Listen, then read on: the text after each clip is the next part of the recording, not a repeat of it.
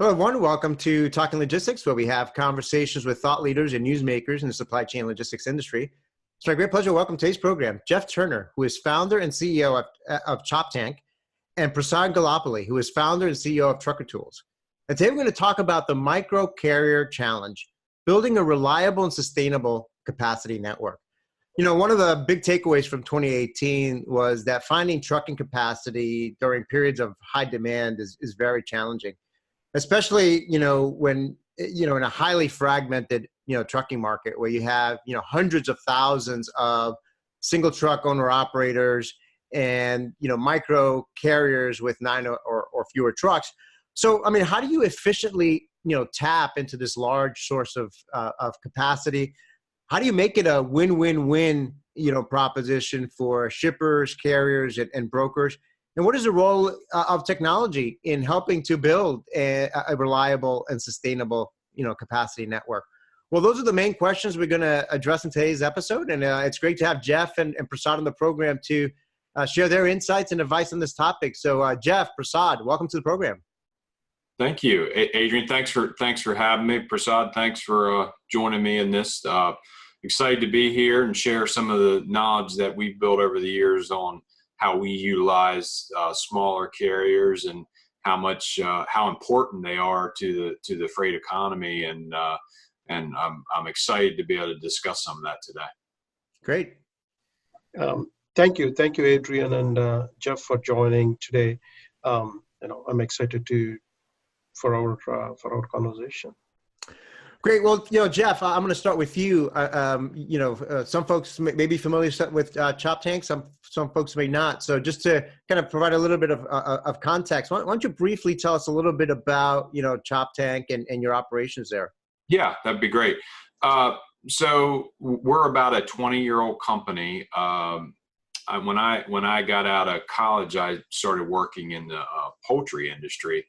And the unique thing about the poultry industry is it's not real fun, for starters, but it's an industry where we rely on a lot of carriers who are small, because traditionally in the poultry business years ago, most of the poultry was shipped what they would call wet, right? So that meant it was ice packed. So those loads would be, there would always be a lot of water that runs at them. So they a lot of times they weren't optimal freight for the larger carriers. They didn't like their trailers to become chicken stinky, they would say, or something like that. So as I evolved in that poultry business, at the end of my career there, I was running one of their warehouse operations, and I got to know a lot of carriers. And the interesting thing I found when I was there was most of the carriers we were using, 5 trucks, owner operators, just really small carriers. And the unique thing is that most of them didn't mind that their trailers got dirty, because they would get back to their house and wash them out themselves. So where am I going with that? The bigger thing is as we've grown Choptank, we're primarily in the perishable business. We still do a lot of poultry. We do a lot of produce. We do a lot of foodstuffs. And what we've learned is that the smaller carriers, especially in the reefer side, are really, really important. A lot of those guys will do the things that the large carriers won't. They'll go to the places that large carriers won't, and they'll offer a level of service that is just differentiated from their ability to sort of be more in control of the truck or the load. So Choptank ourselves, we handle about 150,000 loads a year. We're based in Maryland, got about 5 other offices around the country. Primarily in the perishable space. So again, have a high reliance on these small carriers, and certainly respect the importance that they have in the freight space. Yeah, no, great. I mean, I think you got into a little bit of what was going to be my first question. So it sounds like these micro carriers obviously play an important role in your business. I mean, why are they important to serving the capacity needs of your clients, particularly like when coming out of a year like 2018, where it was such a challenging year? Mm-hmm. Yeah, I mean, the great thing about the small carriers is that most of the time they're really adaptable. And especially in the food space, we often see, loads that have multiple drops, and a lot of times the drops aren't even dictated until maybe the day before. So we find that, like a large carrier, for example, like if all of a sudden the day before you tell them that, hey, it's not going to end up in Boston, it's going to end up in Portland, Maine now, right? They're going to, oh, we're not going to do that. But traditionally, your smaller carriers are more than capable and happy to do that kind of stuff, and are more adaptable.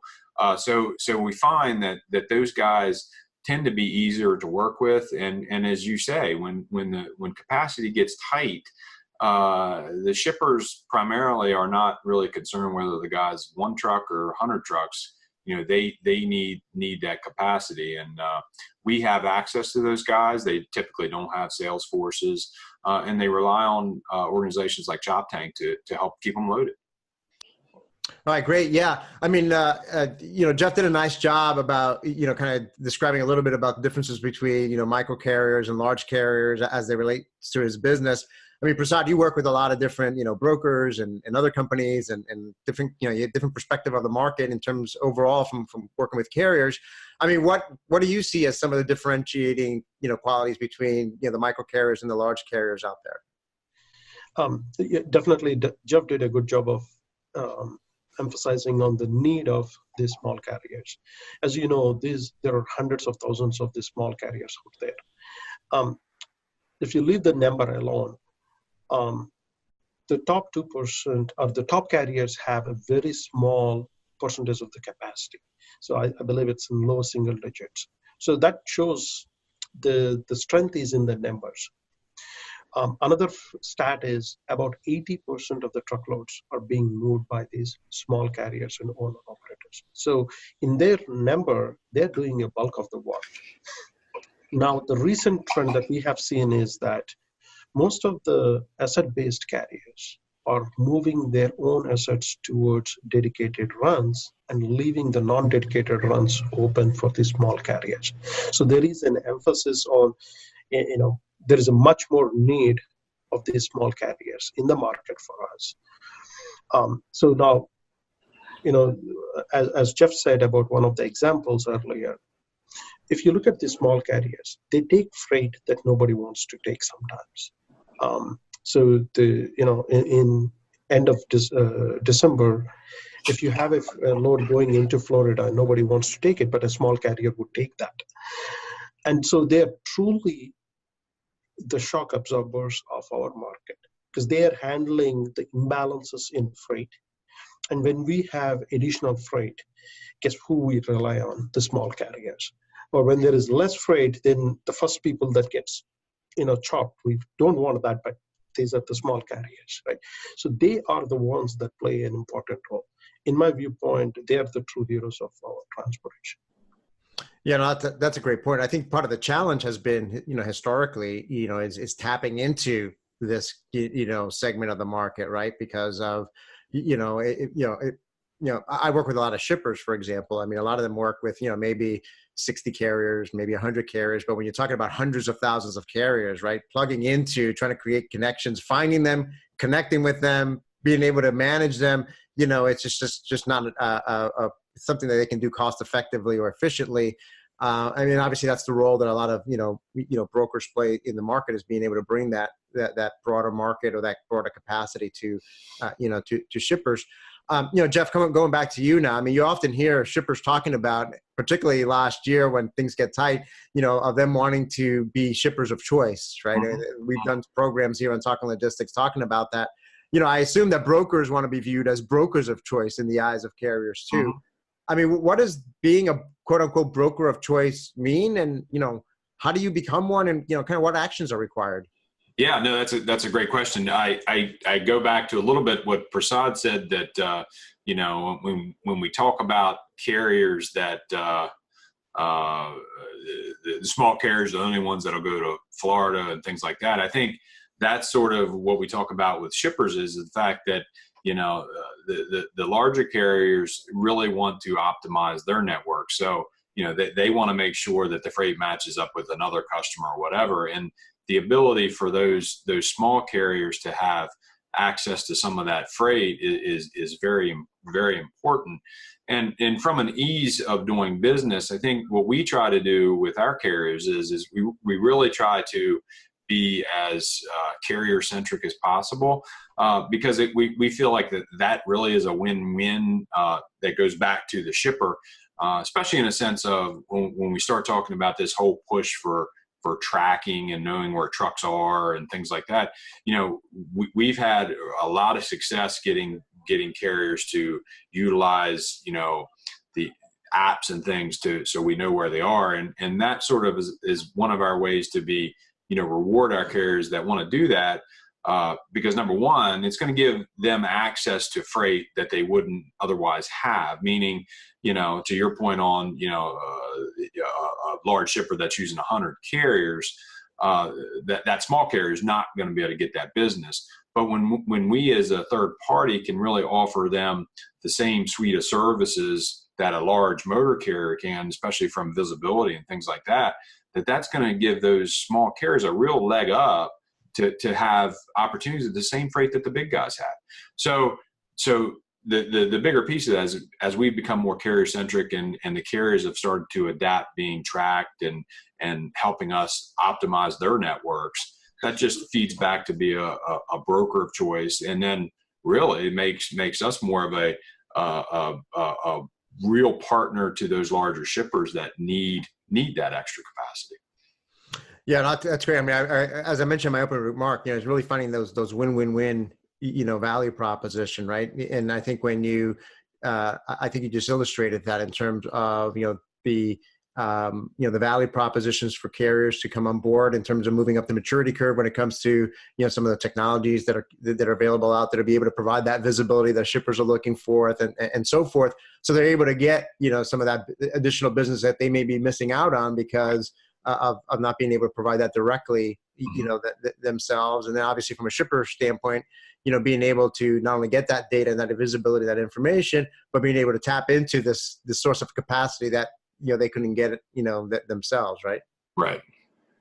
So Prasad, I mean, we Jeff talked a little bit about, apps and technology there. So let's talk about technology now, particularly as it relates to microcarriers. I mean, I think there's a perception out in the market that these small carriers are averse to, technology. I mean, it's number one, is that true? And, when you talk to these carriers, I mean, what capabilities or requirements are most important to them? That's actually not true that these carriers don't adapt to technology. Contrary to that, most of the small carriers adapt to technology far more than other segments of the market. There was a study done a couple of years back that put the owner-operators or the small carriers adapting to smartphones over 98%. So today we are probably standing close to 100%. Right? Not just them having the smartphones, how they use that. Right? They use those phones for work, primarily, to optimize their work, to communicate with their carrier, with their brokers or 3PLs or shippers. So they're using it primarily for business. Most of the people have a tendency to use up to 7 apps a day, right? So what this segment is facing today is a lot of issues such as, app overload. So everybody's got an app for that. We have an app for that, right? Why don't you download this app and it does a small thing? And then there is another app that does a small thing. And there is another app that does this. Before we know it, too many apps on these phones. I'm not making this up. I Googled it. There is a website that talks about therapy for app overload. So today we have something like that. Now, owner-operators being so fragmented, they rely on technology on the road. And the smartphone is the perfect technology that they can depend on. And what they were looking for is, when we asked our carriers, this is what they said. They don't want too many apps. They want an app or a handful of apps that does everything for them. So they're not jumping between apps. The jumping between apps is very inefficient for them. They want apps or technology per se, that is more third-party approach rather than owned by a particular company. So today, kudos to Jeff. Jeff has always been a pioneer in adopting to technology with their organization. Companies like him could go out and build their own app, but they choose to actually adopt to a third party.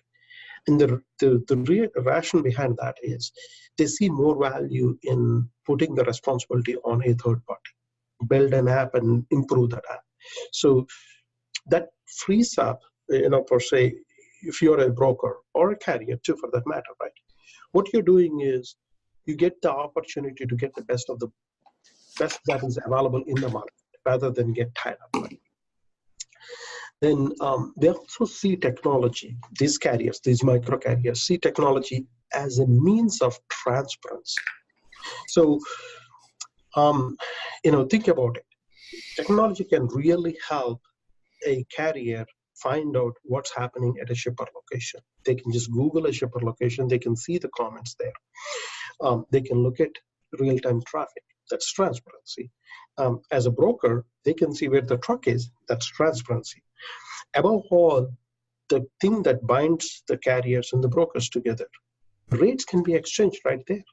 So there is a lot of this transparency that can, that comes to the table with technology. So technology plays a very important role. Now, in addition to this, what these carriers are looking for is how can these apps or technology solve problems with parking. Parking is a big, big pain for everyone. I know there is no one single solution, but they would like to be able to find a solution for that. And the biggest and even more important thing is detention. So, when we spoke to our carriers, the biggest thing that they said was they know that detention can be totally eliminated. There are going to be shippers that are going to have the detention. So they would like some sort of a technology solution that would help them or help them manage their time at a shipper's location. So for that matter, what we do is we kind of tie the visibility into detention. So when a driver arrives at a particular stop, we alert our broker saying that the driver has arrived, has been waiting for so long. So we're helping the broker be part of that conversation with the shipper on behalf of the carrier. That builds trust. And these things we can do with technology rather than just picking up the phone and calling people, right? And at the end of the day, these smartphones are the backbone or the underlying technology for this completely fragmented segment of small carriers. It's amazing. The amount of computing power that we all carry in our pockets, today with iPhones or Samsungs and so forth. And you're right. I think, when you look at, from an application, standpoint, I think it follows, what you're seeing on the shipper side, right? They're looking for, let's say, TMS solutions that are able to, do more and more, handle more and more of their operations in a single solution. Versus having to open 3 or 4 different applications to, handle their private fleet or handle their parcel or handle their outbound or handle their inbound. They want a TMS solution that handles, their operations broadly. And so it makes perfect sense to me that carriers would kind of want the similar type of thing where they wouldn't want to open, 10 different apps, to get their job done, their daily job done, to find loads, to find information about detention and parking spots and execute, find a load and so forth. That, the more that they can do within the single application, the more efficient, they will be, throughout their day. So that brings me back to you. Jeff, talking about technology now, what role does technology, play in your operations? And, how are you working with trucker tools and your carriers along those lines? And kind of at the end of the day, what kind of benefits are you achieving? So great question. I wanted to just tack on something to what Prasad said, is that these micro carriers are very interesting because they're all really, really smart people and companies, meaning that they know rates really well, they know markets really well, and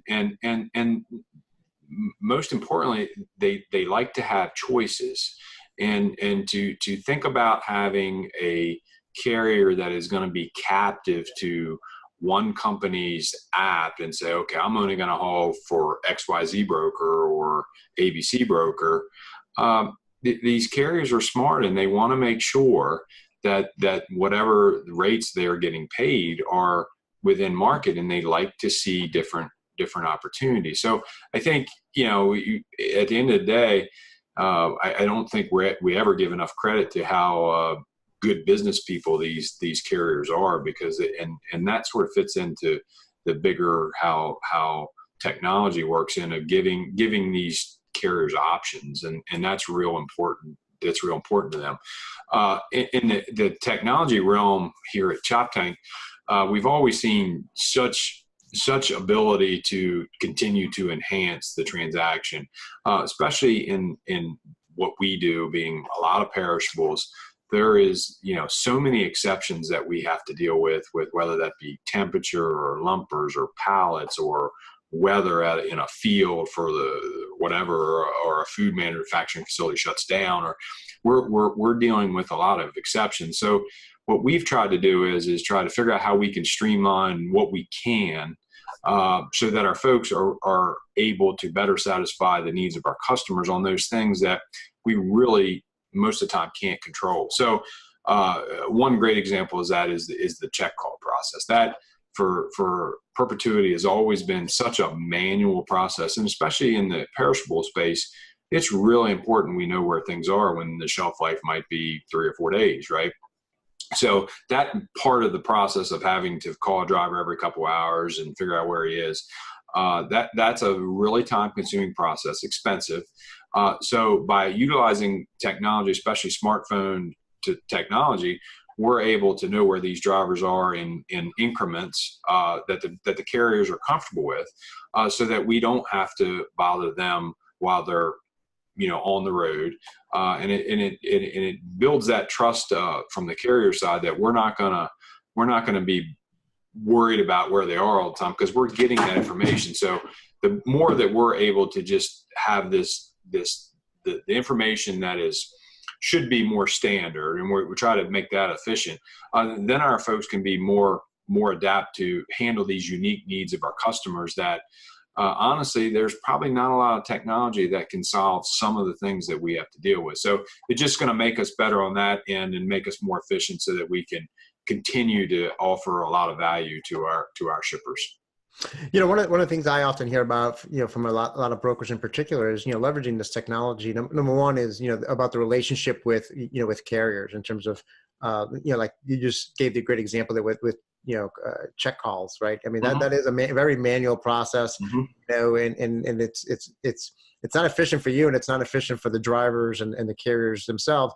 But it's also from a business standpoint, in order for you to grow your operations, technology such as this enables you to grow without having to add, a ton of people, because the more, if you're still relying on manual check calls or manual processes to do things, as you grow your business, that implies you got to add more and more people, which is not a scalable model, right? That's so much so, especially with everybody's got the labor pressures everywhere, and you can't really escape that right now. So again, the more that these just standard everyday things that we can add some technology to. Another great example is the ability, especially in the food business. You guys know there's always 2 or 3 cases are damaged here and there all the time, and we get a lot of that. And through the smartphone technology, we're able to have the driver take pictures of the product right there on the truck. That flows right back into our TMS. We're able to quickly get that to the shipper and usually get all that stuff resolved right then and there. Whereas in the past, that would have been the pictures might have came in later on, and you got a claims person that's got to get involved and sort of sort all this out. In the meantime, the customer's probably not paying us, the carrier's not getting paid, and there's just so many things going. So just by that little piece of technology that we're able to bolt on there, we're able to just make that experience that much better for the carrier and the customer. And the more we can weed out that stuff that's just not part of what we should be good at, it's just going to make, it's a win-win. As you said, it's a win, it's a win, it's a win. It's all the way across. Everybody's benefiting from that technology. Yeah, no, great examples there. And, Prasad, just to kind of build on that a little bit more, I mean, thinking about technology now and kind of its growing role and importance in the industry, I mean, how will it continue to evolve and drive innovation in this market? I mean, what's next? I mean, it's technology is moving. Every day it's moving. Right? I mean, that is the reason why, going back to our conversation where we said, a third-party company or companies that are focused on technology, not for the sake of technology, but for the sake of helping the transportation industry as a whole, are the ones that are driving this innovation today. And, so far what we have seen is people adopting to smartphones has been the biggest change, in what we do. The next wave is coming in the form of adopting to data and machine learning, artificial intelligence. You box everything into the so-called smart decisions, right? So you go from adding data and smart decisions. They go hand in hand, because without the data, you can't have smart decisions being made. That is the biggest revolution that we're going to see in the next wave. And, give you an example on that. When you have a carrier going into, let's say the carrier is in Chicago and has options to go into Atlanta or Dallas, looking ahead and seeing going into Atlanta is far more better than going into Dallas. Giving that level of, it's almost like looking forward. We call these as better reloads. So when carriers look for freight, we are helping them look beyond their immediate freight. Obviously, this is all in the private network, right? So this is not bombarded into the whole public market. As Jeff said earlier, carriers would love to keep their choices to a handful of trusted parties. But if you can add intelligence and look ahead, that tells them, I want to go to Atlanta, not Dallas, because I have a better chance of making more money. It's almost consistent with playing golf. Every shot you hit in golf should set you up for a better shot. So that's the same concept that these carriers need. That's the same thing that large carriers does today. It's just that the small carriers didn't have that level of data or technology. Today, they have that. So they already got that. This is a big revolution that is happening today. The second one is connected systems, where we have an app for that. We have an app for that. I'm just using app because we're talking about microcarriers. So they rely on mobile technology more than desktop technology. So the connectivity between these systems is very, very important. We're going to see kind of a merger of apps. They're not going to be a million apps doing million things. We will have less number of apps doing more things, or aggregators in some sense, to eliminate the friction point between these apps. That's going to be a huge advantage again for productivity. Then the third part is making automated decisions, going back into the first one where we said decisions, but relying less on the human to do those decisions. I'll give you an analogy here. If you're driving a car, if you go out to buy a car today, it comes with a lot of these sensors out, right? If you're shifting lane and there's a car behind, in your blind spot, there is a sensor for that. But today, the car will even stop you from shifting lanes. So that's taking one step ahead. It's almost like protecting you, right? Making your decisions as needed. We're going to get into the stage of that. Basically, a parallel comparison would be if a trucker is running behind on the first load, alerting all the parties and making sure alerting the parties is one thing. There are contingency plans.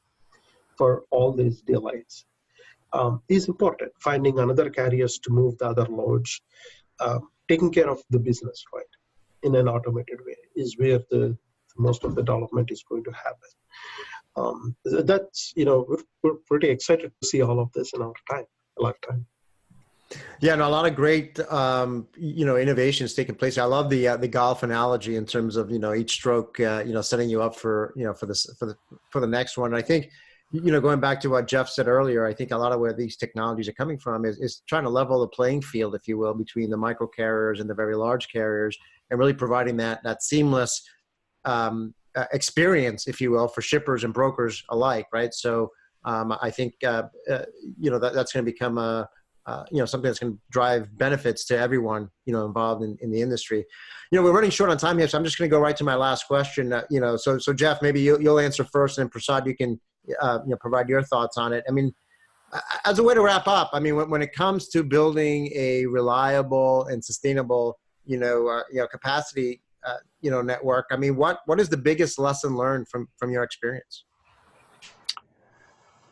That's a great question. I think, I think figuring out what is mutually beneficial for all the parties. And again, I think the carriers want good quality freight that they can haul, and they want to be able to do what they're good at, and that is get to point A to point B. And I think the more that we use these technologies, we're able to just make that process that much more seamless for them. And to go back to just real quick on, like, for example, Prasad mentioned detention. I think as an industry, the brokerage industry has over the years sort of insulated the carriers and the shippers from true detention. And I think, as we evolve carriers to adapt this technology, it's a much easier conversation to have with a shipper, that says, yeah, he was there or wasn't there. But I think as we continue to think about what is the best experience for all the parties, bolting on this really, it's pretty, Prasad would probably argue it, but it's sort of simple technology, what we're trying to put in here. And it just makes it easier for everybody to have a very good experience in the transaction. And I think as a freight broker and a 3PL, I think that's very important to me, that my shippers get a win and my carriers get a win. And finding that balance is the important thing, and technology is helping us do that. I love that. That phrase. I mean, there's a lot of conversation today about, companies competing on customer experience, particularly in supply chain. And I think this is yet another example here where, competing on experience, but here, particularly as a broker, you're competing on experience from two fronts, the carrier experience and the shipper experience. And right. So part of it is really, how do you balance, those two things so that the experience is mutually, pleasing, if you will, and mutually beneficial. And unfortunately, over the years, sometimes the carrier's gotten forgotten about. Absolutely. Prasad, your thoughts, wrapping up the conversation, your thoughts on some lessons learned in this area. I would say, first of all, I like the way Jeff said, simple technology, referring to also, I like that. probably a lot more code than that, but yeah. Yeah, I'm glad that you feel, it's simple to use. So, thanks for saying that. Appreciate it. So I think it is, microcarriers are the backbone of this industry. Emphasizing on that is very, very important. Two, their size is also big, right? I mean, they move about, they do 80% of the work. And they take the imbalances of our market. Without them, it's like driving a car without shock absorbers. So we need to understand the intensity of this group, first of all, and put focus on them, because they are the ones that help really build the value in this space. And this is a group that's tech savvy, they're smart, they know what they're doing. It's not like they, so having those conversations with them in that sense is very important. they want to use technology. So, asking them what's more important for them. In some sense, taking care of these small carriers is the most important thing. Whether you're a 3PL, a shipper, or a broker, whatever role you're playing, if you put the truck before the freight and take care of the health of the truck, or the health of the owner operator of the small carrier. When I say health, I mean the business health. It really translates into success for everyone involved in it. When the carrier is making money, is successful doing what they do, everybody is successful in that supply chain. We're a connected supply chain. We're not going to be separated. And so, we see technology as a big leverage. It's not an unnecessary headache. For most part, people look at technology as, I don't want to deal with it. But in this current phase of transportation, technology is playing a very important role. It's playing a huge game changer. So understanding that, not saying that, we're going to deal with it when the time comes, is not an option, if anything. If you're a broker or a 3PL or a carrier out there, understand that most of these small carriers have already adopted to technology. They're expecting you to come back. So I go back to your very first question that you asked me. Are these people adopting to technology, right? They have adopted to technology far more than us sitting in the offices today. So they have changed the game. So it's up to us now to follow that trend and see where these guys are. We have to adapt to that technology that they are comfortable with. Because if they're not comfortable, then you're pushing the technology onto them, which they don't want to do. And the picture that comes to my mind is, if you have a CPA, you have two CPAs, one with paper and a pen, another one with a computer. The one with a computer has the scale. So technology plays a huge role in that. It's not that computers are smarter than us, but they can do a lot of things better than us in a short time. And that's why we need them. The technology is needed. It's not a unnecessary thing. From where we are standing, the future looks absolutely bright. We're going through a round of innovation. The people who are really innovators, adapt to the new trends, who are driven, are the ones they're finding ways to get to the next level. They are setting the standard for everyone to follow. It's almost like transportation has taken a rebirth in the last few years, and it's going through this innovation now. It's amazing. Yeah, no, great points by both of you. I think, going back to my opening comment, one of the great lessons learned of 2018 was that there's got to be a better way, to the way we've traditionally done things in order to be able to successfully respond to all these, ongoing challenges in the industry, whether they're more stringent, customer requirements in terms of, more deliveries, shorter delivery windows, on-time requirements and so forth. Those are the rules that, shippers and consignees are putting out there in the market. So, carriers of all sizes are going to have to be able to respond to that, effectively to, grow and get the business and so forth. And this is where technology, as we've mentioned, throughout the program here, helps level the playing field and make that possible. So again, I want to thank both of you for, making the time to share your insights and advice on this topic today. And certainly, we covered a lot of ground, but, hopefully we got the wheels turning in people's minds in terms of what actions they can take to be, continue to be successful moving forward. So again, Jeff, Prasad, thank you for being with us. Glad to be here. Thank you, Adrian, and thank you, Jeff. Thank you. Great. I want to thank those of you that joined us. If you're watching this episode on demand, either at the Trucker Tools website or on Talking Logistics, and you've got a question for Jeff or Prasad, you can post it there, and I'm sure they'll be happy to respond via that medium.